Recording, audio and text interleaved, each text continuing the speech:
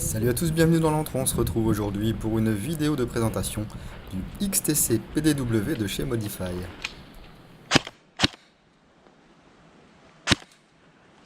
Eh, ça y va, c'est un truc de malade cette réplique, c'est n'importe quoi.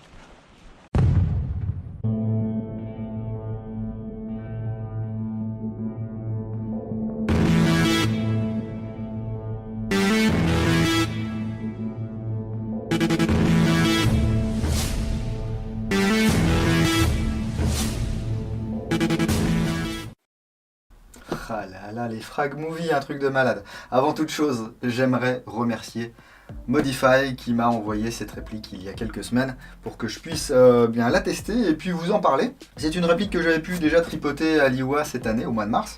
Il s'agit, je viens de vous le dire, du XTC PDW, il existe d'autres variantes. XTC, ça veut dire Extreme Tactical Carbine. Carbine. Je crois qu'on peut dire les deux. C'est une réplique qu'on devrait pouvoir retrouver sur les boutiques européennes aux alentours des 320 €. C'est livré dans une boîte en carton assez quelconque, on va dire que c'est une boîte en carton, hein, on ne joue pas avec la boîte. La devise de Modify, Build for Speed and Accuracy. Et je suis sûr que beaucoup d'entre vous équipent leur réplique GBB et GBBR de joint Modify beige. Et oui, c'est un très bon joint, voilà, c'est une très bonne alternative depuis quelques années. Depuis d'ailleurs que 9ball s'était un petit peu cassé la binette parce qu'il y avait eu des séries de joints 9ball qui étaient vraiment pas top. Du coup on s'est mis à tester le Modify, tester et approuver le Modify. Mais ils ne font pas que des pièces, ils font des répliques. On va s'intéresser à celle-ci tout de suite. On va ouvrir la boîte quand même, voir ce qu'il y a à l'intérieur. En premier lieu, on trouve le manuel d'utilisation. Ah, vous avez un flash code ici qui emmène sur le site de Modify. On retrouve un visuel assez sympa ici. Oh, trop bien le patch. C'est un manuel ici pour cette version qui est en anglais. Voilà, et on retrouve toutes les informations utiles. Ensuite, j'ai une pochette ici. Ah, avec un autocollant. Ouais. Un sachet avec une quantité phénoménale de billes, je sais pas, peut-être 30 billes. Une cible avec un carbone. Voilà. Oh punaise, il y a le patch. Rien que pour ça, je suis obligé de dire que c'est une bonne réplique et merci Modify. Non, on n'est pas comme ça ici. Je parie qu'on n'est pas comme ça. On est tout à fait comme ça, oui. On a également l'outil pour régler la mire. C'est un outil qui est en métal. Et ici un autre goodie. Alors, je dois avouer mon ignorance face à cet objet. Voilà. J'en ai déjà un d'une autre marque. Je ne sais pas ce que c'est, si c'est un bracelet, si c'est un brassard. Je ne sais pas. Je vous mettrai l'explication à l'écran. Je vais demander à Lilian, qui est mon contact chez Modify. Ensuite, nous avons un chargeur polymère. Modify, bien sûr. Si vous vous souvenez, j'avais testé les Beehive de chez Modify, qui étaient des chargeurs équipés de petites diodes pour illuminer les billes. Donc voilà. Le design de ce chargeur, c'est un chargeur. Alors mid-cap, c'est 190 billes là-dedans. Donc on est... C'est pas du high-cap, c'est du mid-cap plus. Voilà, 190 billes. Et on verra un petit peu plus tard si cette réplique est compatible avec les autres chargeurs d'autres marques que je possède. Est-ce que c'est tout? Hop. Y a-t-il une tigette de nettoyage et de débourrage? A priori non. Et bien c'est tout pour le contenu de cette boîte. Bien sûr, nous avons la réplique que nous allons détailler tout de suite. Là voici cette réplique, le XTC PDW, Personal Defense Weapon, constitué quasiment intégralement de métal. Vous laissez voir ici son look. Les PDW ne sont pas des répliques très longues, hein. C'est fait pour être maniable. Donc on va retrouver ici les marquages Modify. De l'autre côté, rien du tout. On peut voir ici le sélecteur de tir qui est un sélecteur à 45 degrés. Donc ici, safe, semi, full, donc plus de rapidité. C'est un sélecteur qui n'est pas ambidextre, mais on va pouvoir normalement changer le côté du cran de sélecteur. On verra ça dans la revue complète sur l'entre-le-blog. En tout cas, c'est ce qui est écrit sur le manuel, hein. La poignée pistolet est confortable, elle est marquée Modify, avec une texture assez sympa. Le dos ici confortable également. Même chose de l'autre côté. Et puis regardez ici ce pontet qui fait partie intégrante du receveur inférieur. et qui a une forme assez particulière, moi j'aime bien. Parce qu'on va pouvoir mettre son doigt ici, alors normalement il faut mettre son doigt ici, mais bon, des fois j'aime bien aussi le mettre là. Et on a une queue de détente droite, typée sport. Le bouton d'éjection du chargeur ici. Un bouton d'assistance de culasse ici, mais qui ne sert à rien, c'est un AEG. Et puis le levier d'armement, qui est un modèle classique, mais qui va nous découvrir ici le bloc hop-up et sa molette de réglage. Voilà. Molette crantée. Alors je viens de niquer mon super réglage en partie là. Ça tirait super droit et là, pourquoi j'ai touché à ça en fait? On peut remarquer que l'arrêtoir du coup est fonctionnel. Voilà. Je vous le refais de l'autre côté. Hop. Et puis le cache-poussière ici est un modèle en plastique. Avec toujours cette texture en nid d'abeille. Ici on peut voir le travail qu'il y a sur le receveur supérieur et également à l'avant ici du receveur inférieur. À l'arrière de cette réplique on retrouve une crosse télescopique. Voilà. Munie d'une plaque de couche en plastique. Elle est montée sur 2 tiges en acier. Et ici on a le bouton de réglage. Ici je suis rentré au maximum. Seconde position. Troisième position. Quatrième position. Et ici, ce n'est pas la 5e position, c'est la position qui va permettre ici de faire basculer la crosse afin d'accéder au tube ici, qui est en métal. Hop là. Et là, on a le câblage et le porte-fusible avec le fusible. Et c'est un câblage en DIN. Ce n'est pas du mini DIN, hein, c'est du DIN normal. Si vous n'avez pas de batterie câblée en DIN, faites attention. Hein. Demandez déjà à votre boutique comment est câblée la réplique. Perso, j'aime bien que ça soit câblé en DIN directement en sortie de boîte. On a un meilleur contact, ça prend moins de place que les prises Tamiya. On a une meilleure efficacité, un meilleur rendement, une meilleure réactivité.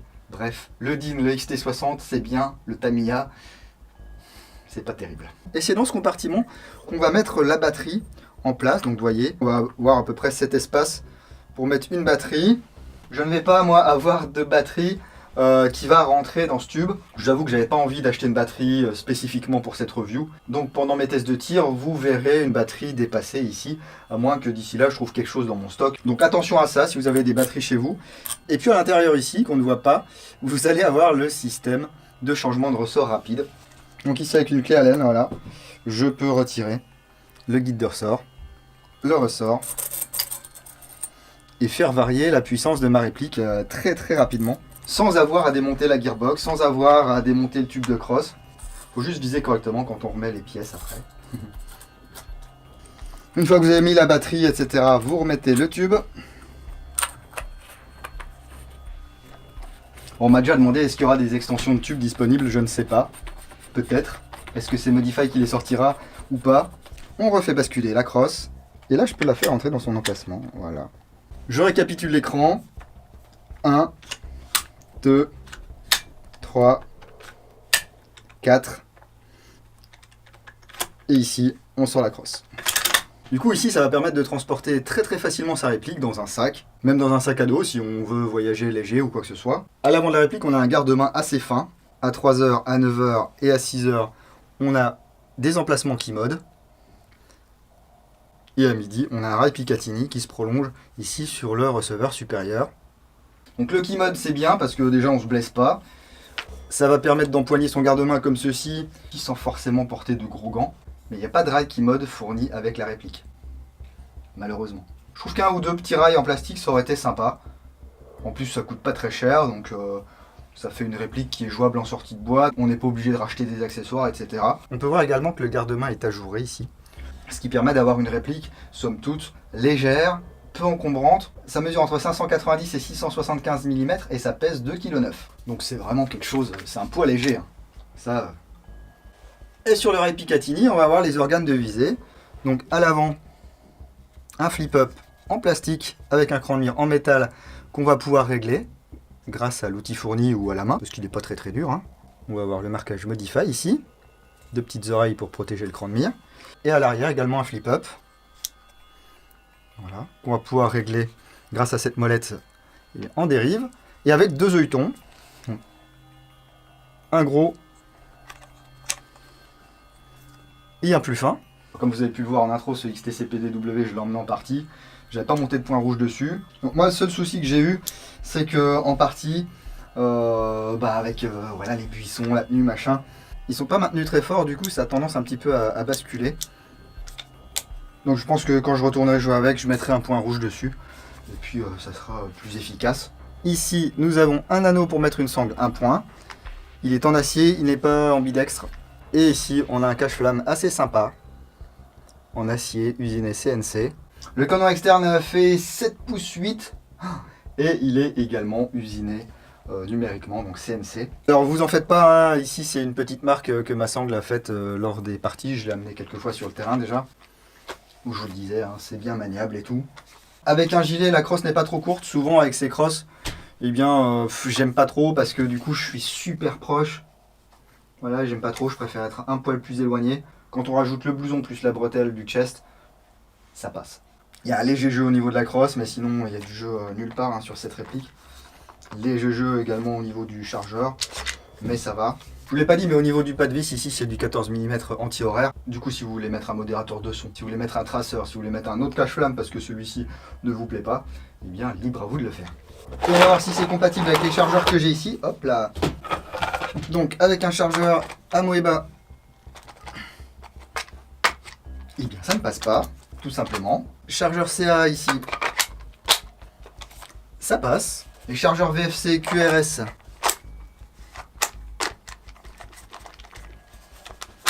alors ça rentre, mais... Ah bah si, ça rentre et ça clipse. Je vais vous dire une bêtise. Par contre pour les enlever, c'est une autre paire de manches. Hein. Faut bien appuyer. Chargeur iCap VFC métal, ça rentre. Un petit chargeur mid-cap là, ça passe. Les chargeurs ATM, donc les chargeurs de chez Airsoft Entrepôt, ça passe. En version polymère, ça passe également en version métal.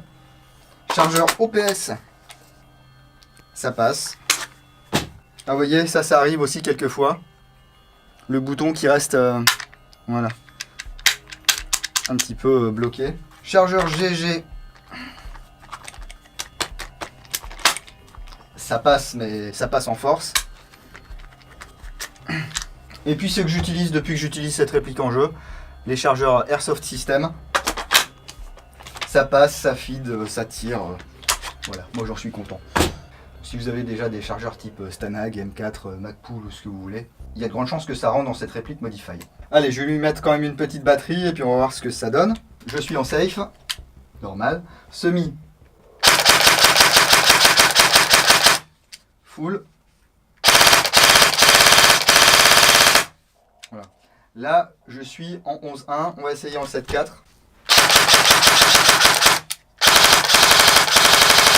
On a un peu moins de cadence, un petit peu moins de réactivité, normal. Hein. Je vous emmène avec moi à côté, on va voir ce que ça donne au chronie.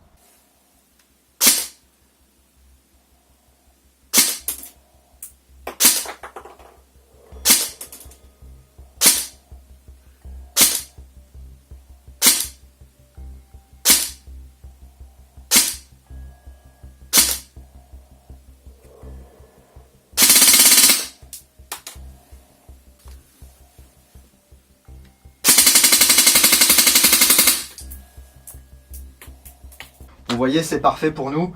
Moins de 350 fps, vous allez pouvoir jouer en semi, en full. Je pourrais vous parler d'interne, mais vous savez que je le fais jamais parce que je préfère vérifier. Voilà. On nous parle de roulement, on nous parle de canon interne de 6.02, etc. Moi, je préfère démonter et vérifier. Donc, on verra ça sur l'entre le blog très bientôt. Mais alors, je suis relativement confiant également pour les tests de tir parce qu'en partie, en sortie de boîte, vous prenez ça, vous mettez une batterie, débit. Moi, j'ai joué à la 0.25 et c'est une machine à faire des outs. Hein. Une portée excellente, une bonne précision. Vous verrez dans quelques jours ou dans quelques semaines, je posterai des parties que j'ai faites en forêt avec ce PDW. C'est une machine à fraguer. Hein. Ça fait super longtemps que je n'avais pas eu ces sensations avec une réplique d'Airsoft. Alors vous me direz, voilà, c'est une base AR-15, look PDW, machin. T'es en train de nous vendre du flanc, je veux dire, ça tire, machin. Ben, sortie de boîte, je vous dis, j'ai rien changé du tout. J'ai mis une batterie. Alors effectivement, ce qui m'embête, c'est que j'ai pas la batterie qui va bien. Du coup, j'ai pas le bouchon ici. Ma batterie, elle dépasse un petit peu. Quand il fait un temps humide, c'est pas super. J'ai effectivement la hausse qui a tendance à se plier, mais ça paraît tellement, je sais pas comment dire, naturel d'aller sur le terrain avec cette réplique. On pointe, on tire, ça touche, la personne en face dit out, et tu dis ah bah ouais quand même, punaise il était loin, ou il dépassait pas de beaucoup de son arbre. J'ai envie de dire bravo à Modify de proposer une réplique comme ça en sortie de boîte, qui est déjà efficace. On va acheter quelques chargeurs mid-cap, on va acheter une batterie, des billes, et c'est parti. N'hésitez pas à me dire ce que vous pensez de ce petit XTC PDW de chez Modify. Il y en a peut-être certains d'entre vous qui l'ont déjà acheté, qui ont craqué, soit à cause du look, soit parce que c'était Modify et que vous êtes fan de la marque et que vous êtes fan des répliques. Dites-moi dans les commentaires ce que vous en pensez, est-ce que ça fonctionne bien, est-ce que vous en êtes content, est-ce que vous avez déjà changé plein de trucs à l'intérieur. Bah oui, il y a des gens qui ont tellement d'argent, ils achètent une réplique et la première chose qu'ils font avant même d'aller en jeu ou de l'essayer, ils changent tout ce qu'il y a à l'intérieur. C'est le phénomène mystérieux de la changite aiguë. Et puis même si vous n'avez pas acheté cette réplique, dites-moi ce que vous en pensez, est-ce que c'est un look qui vous plaît? Alors je sais, il y a toujours une ou deux personnes qui vont dire « Mais sur ta chaîne, il n'y a que des M4 ». Je suis pas sûr. Et même si avec des M4, les gars, c'est ce qui se vend. Donc c'est pour ça que les marques proposent des déclinaisons multiples et variées de M4 et vous allez en voir encore beaucoup sur la chaîne. Malheureusement pour ceux qui n'aiment pas les M4, mais il en faut pour tous les goûts et bien sûr, personne ne vous oblige à regarder mes vidéos. Donc je remercie encore une fois Modify de m'avoir envoyé ce PTW, j'en suis vraiment content. J'étais vraiment agréablement surpris, c'est ma première réplique Modify. Je pense que j'irai encore jouer avec. Donc si jamais il y a un rétex à vous faire ou quoi, il sera sur le blog quand la review sera sortie. N'hésitez pas à suivre toutes les infos de l'antre sur la page Facebook quand je suis pas bloqué, les photos sur Instagram et bien sûr le site www.l'entredudingo.com pour les reviews écrites, les tests de tir mais que vous retrouvez également sur YouTube, les patchs, les goodies, mes occasions, mes anciens articles dans Red Dot Magazine. Bref, fouillez, soyez curieux, ne vous limitez pas à juste une page ou deux, vous trouverez peut-être votre bonheur. Si vous allez en jeu ce week-end, n'oubliez pas, jouez sérieusement mais sans vous prendre au sérieux. Je vous laisse sur un flyby de ce PDW et je vous dis à bientôt dans l'entre du dingo. Bise.